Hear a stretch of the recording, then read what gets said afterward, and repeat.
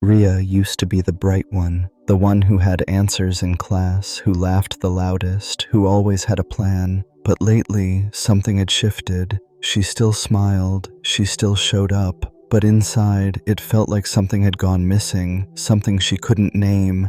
There was no single reason, no clear moment when things changed, just a slow, quiet weight that settled in, a kind of fog that made everything feel heavy, even the small things. She started withdrawing, avoiding conversations, even things she once loved, like painting, like sitting near the window in the morning sun, began to feel empty.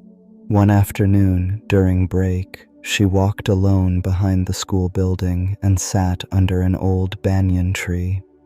The world around her kept moving, voices, bells, footsteps, but inside, everything felt paused. That's when Mr. Sen, the school librarian, passed by. He saw her sitting there, still and silent, and stopped. He didn't ask what was wrong. He just sat beside her, not saying a word. After a few minutes, he said quietly, "Do you know why trees lose their leaves?" Ria shook her head, unsure. "To survive the winter," he said, "so they can come back stronger in the spring." Ria looked at Mr. Sen, unsure what to say. He continued, "When the tree lets go of its leaves, it's not dying.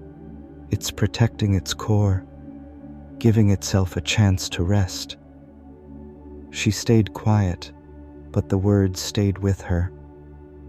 Later that evening, she sat by her window, the same spot where she used to paint.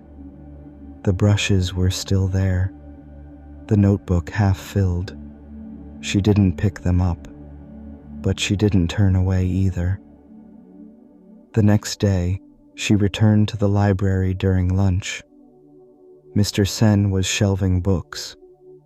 Without turning, he asked, "Ever seen what a tree looks like before spring?" Ria shook her head. "Bare, dry, kind of sad." He smiled. "And yet, inside, everything is happening. Quietly. Roots are deepening. Energy is building.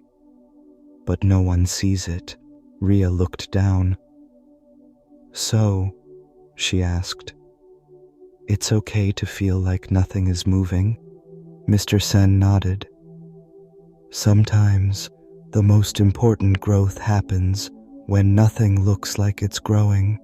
That night, Ria didn't try to fix her sadness. She didn't run from it. She simply sat with it. Like a tree, not broken, just in winter. Over the next few days, Ria started noticing small things again. The way the sunlight touched the floor in the morning, the sound of pages turning in the library, the softness of silence when no one expected her to speak. She didn't feel better, not all at once, but she felt present, and that was something. Mr. Sen would greet her with a quiet nod each day. No questions, no pressure. One afternoon, he handed her a thin book with no title. Ria opened it. Inside, every page had a single sentence. Simple things, gentle reminders.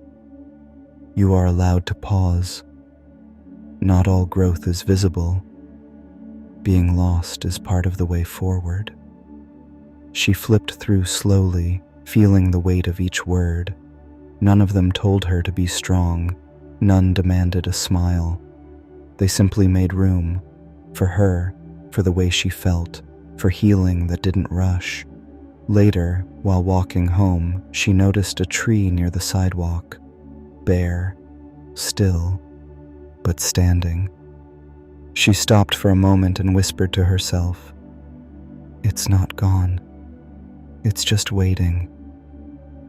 And somehow, that thought felt like the beginning of something new. The next morning, Raya woke up before her alarm, not because she had to, but because she wanted to watch the sky lighten through her window. She didn't reach for her phone. She didn't plan her day. She just sat, quiet, aware. Later at school, she walked past the art room. The door was half open. Inside, the smell of paint and paper made her pause. For the first time in weeks, she stepped in. She didn't take out her brushes. She just stood in front of the canvas she had left unfinished. The colors looked faded, but familiar. She touched the edge, not with pressure, but with care. That afternoon, in the library, Mr. Sen handed her a different book, this one filled with drawings of trees from all seasons, some full of life, some bare, some broken, some blooming. Ria flipped through the pages and asked, "Why trees again?" Mr. Sen replied, "Because they never question if they'll bloom again. They just trust the season." Ria looked out the window. Something inside her didn't feel fixed, but it did feel softer, like a window cracked open after months of being shut. And sometimes softness is where strength begins. A few days later, Ria found herself painting again, not for an assignment, not to prove anything, just because the colors felt good in her hands. She didn't plan what to create. She let the brush move. At first, soft strokes, then layers, then depth. She still had days when the sadness returned, when things felt slow and dull.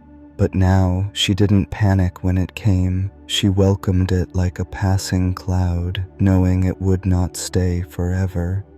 One afternoon, Mr. Sen asked her, "What have you been learning lately?" Ria thought for a moment and said, "That I don't need to feel okay all the time to keep going." Mr. Sen smiled.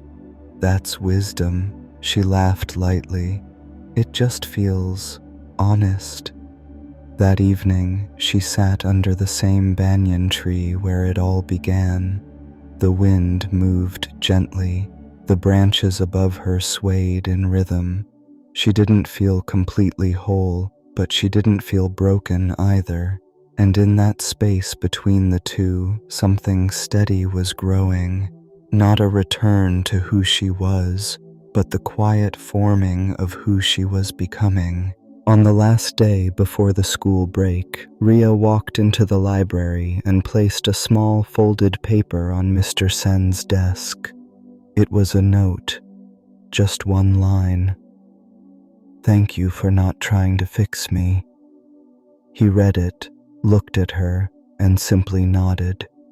No big conversation, no advice, just quiet understanding.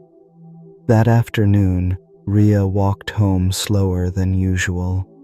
She noticed the way the wind touched her face, the sound of leaves under her shoes, the smell of something cooking in a nearby house. Everything felt the same, but she was meeting it differently. When she got home, she taped a small page to the corner of her window. It read, "Even bare trees know spring is coming." She didn't write it to be deep. She wrote it because she believed it. Her sadness hadn't disappeared, but it no longer scared her. She had made space for it, like a guest that didn't stay forever.